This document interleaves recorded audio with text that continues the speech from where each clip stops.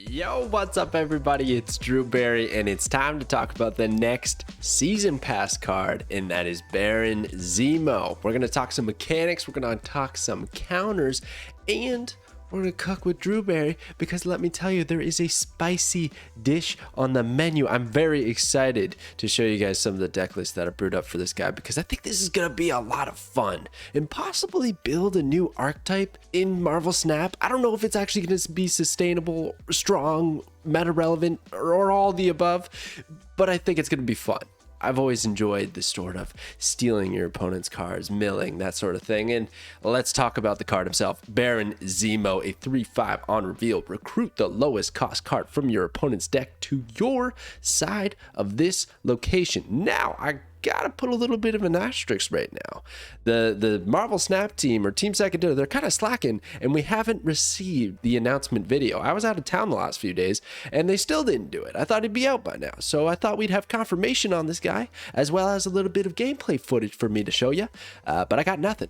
So here's hoping this guy actually lands as he is data mined. But a little quick reminder, if you didn't see the star ratings video, that this card had been changed. It was previously a 3/4, but there was an OTA in the data mines, I believe on Thursday or Wednesday, very late in the monthly cycle. So very cool to see Baron Zemo get a little bit of a buff. I think it's kind of warranted because his ability, while it can be very good, it can completely backfire. So let's talk about the mechanics of Baron Zemo and learn more about this card. So as we dive into the mechanics and some pros and cons to this season pass card, I would just like to quickly mention that I'd really appreciate it if you subscribe on the channel. We're closing in on 20K subs, everybody, and it's a huge milestone for me. And yeah, I would just really greatly appreciate it. So thank you so much to everyone who has subscribed. But as we get into Baron Zemo here, the keyword recruit is kind of what stands out. I think a lot of people are talking about this. Is this a new keyword? What does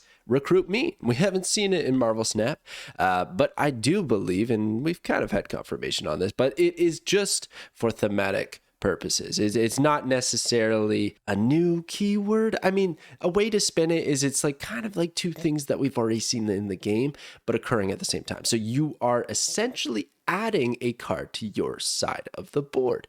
It just so happens to be from your opponent's deck, so you're also stealing it. We've seen like Cable steal cards out of the opponent's deck. Actually, in fact, he uses the terminology draw, which is kind of interesting. Whereas Baron Zemo is essentially drawing a card from your opponent's deck, but then putting it right onto the board. And it's a very specific card. It's a tutor, as they say. You're taking a specific costed card, a specific card out of your opponent's deck, that being the lowest cost, which I think a lot of people are seeing that as a downside, rightfully so, because what happens is you end up kind of thinning your opponent's deck for them, and then they can get to all their better stuff when they really need it. It's a bit of a problem with the card, but maybe there's some ways we can tweak it and make it work. Another thing with the recruit keyword is that they're not going to count as played. I want to talk about that one as well, because essentially with Absorbing Man, for instance, you play Absorbing Man after Baron Zemo, he's not going to look at the card that was recruited and copy that on reveal effect. No, he will copy Baron Zemo's on reveal effect because that is a card that was actually played from your hand. However, the recruited card will trigger its on reveals or ongoing ability, of course, if it procs since the final turn. Don't worry, it's gonna actually take effect onto the board. That could also be a bad thing depending on what you pull. It also could be really great. We've seen this with Gladiator. Gladiator pulls a card from the opponent's deck and tries to smash it, but he's gotta wait because the on reveal is gonna trigger and something's gonna happen right there. I imagine Baron Zemo is gonna have the same effect, same timing, so he's just gonna pull that card over to his side. Its on reveal is going to trigger if it does have one, and then the rest of the turn will play out from there. And lastly, but it feels a little bit obvious, but if you play Baron Zemo in the 4th quadrant of a location, nothing's going to happen. He can't recruit a card because there's no space to do so. That also goes for things like Space Throne. You can only actually have one card there. There are cards that break that rule, such as War Machine and Jeff.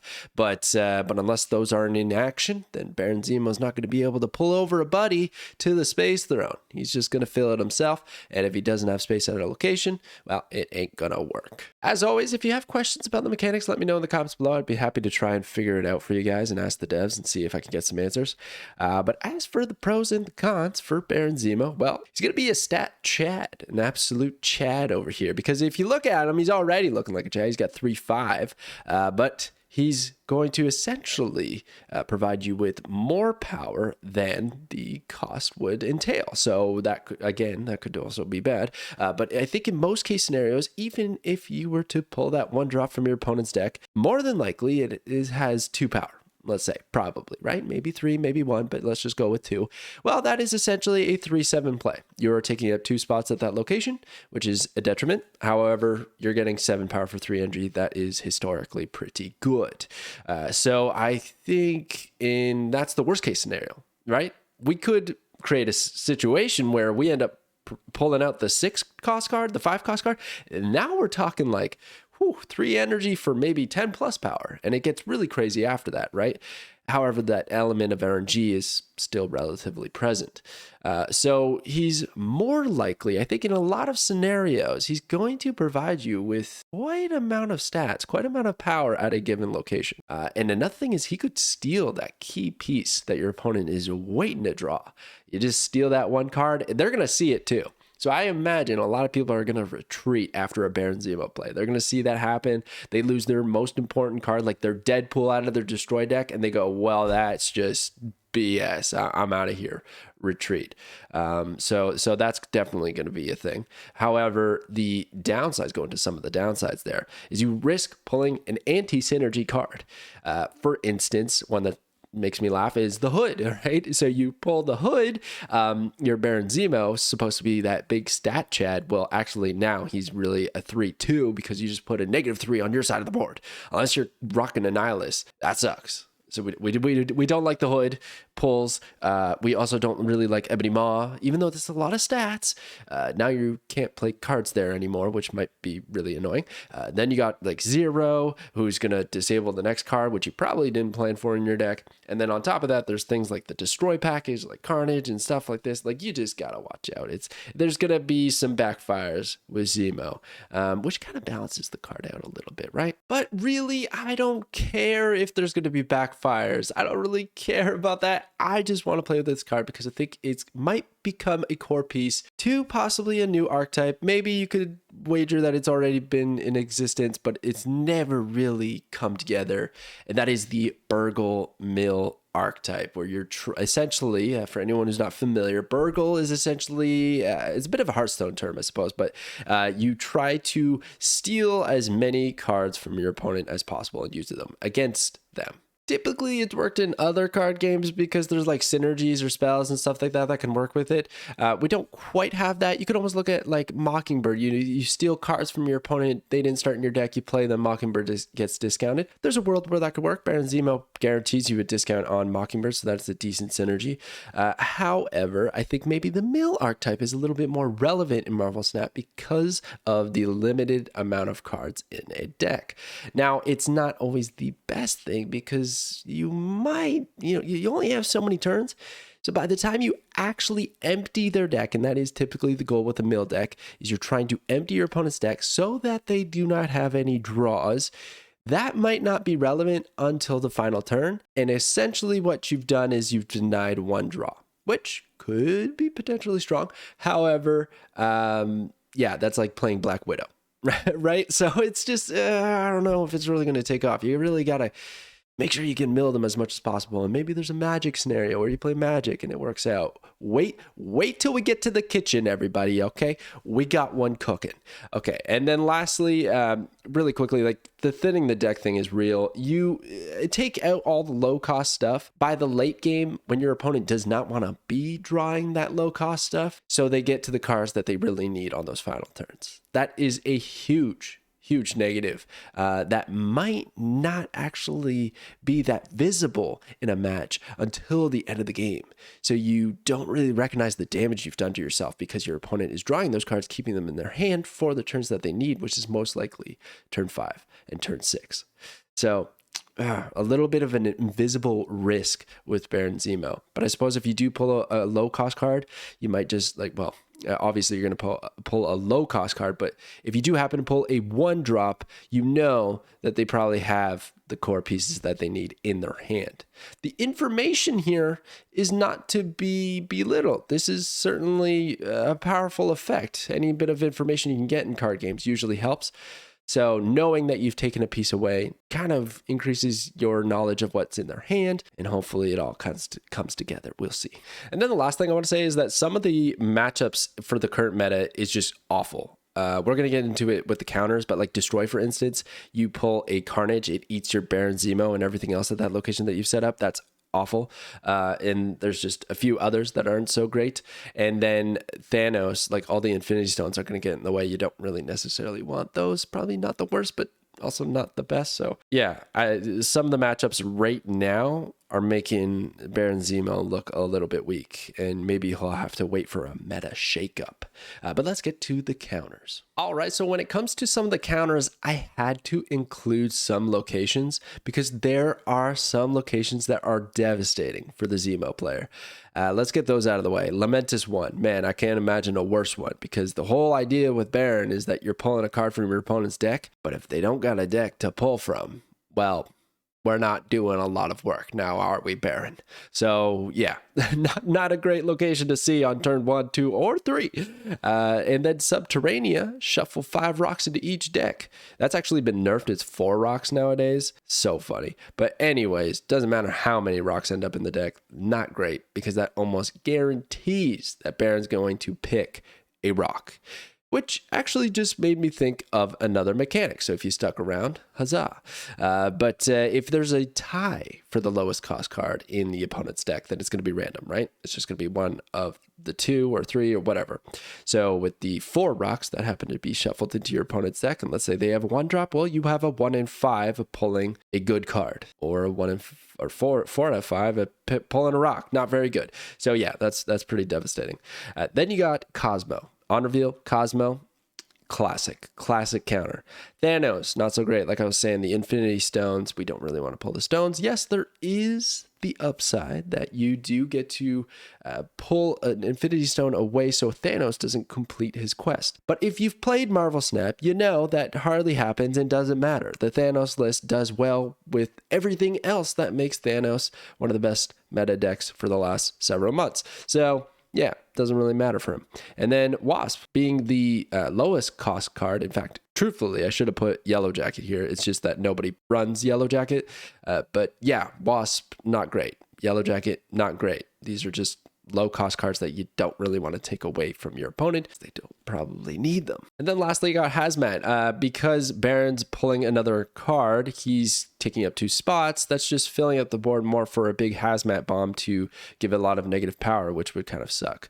And on top of that, if Baron actually happens to pull Hazmat, that's not great because more likely than not, your opponent's running Luke Cage in their Hazmat deck, and you just played Hazmat for free for them, and then they're going to play Luke Cage later and deny all that negative power when your board just got ravaged. So yeah, that's actually a pretty nasty one in my opinion. So those are some of the counters, but now let's get to the deck list. All right, here we go. So okay, so some of the key synergies, I think it's pretty obvious, but yeah, Yondu hitting the lowest cost card now. He was recently changed. I wouldn't call it a buff, but he destroys the lowest cost card in your opponent's deck. That makes the next lowest our Baron target, which is hopefully a good thing.